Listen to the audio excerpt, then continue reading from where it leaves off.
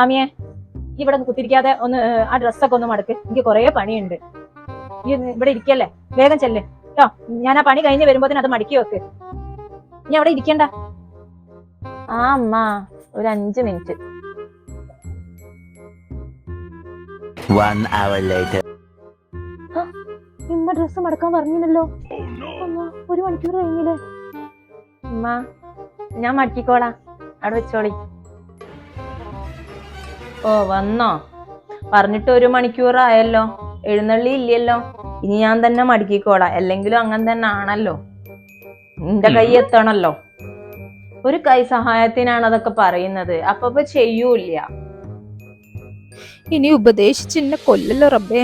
കുറച്ച് ഉത്തരവാദിത്ത ബോധമൊക്കെ വേണം, വെറും തോണ്ടി കളിക്കലെന്നെ. ഇന്ന് അമ്മന്റെ മോള് ബാക്കിയും കൂടി കളിക്കാൻ പോയിക്കോളി.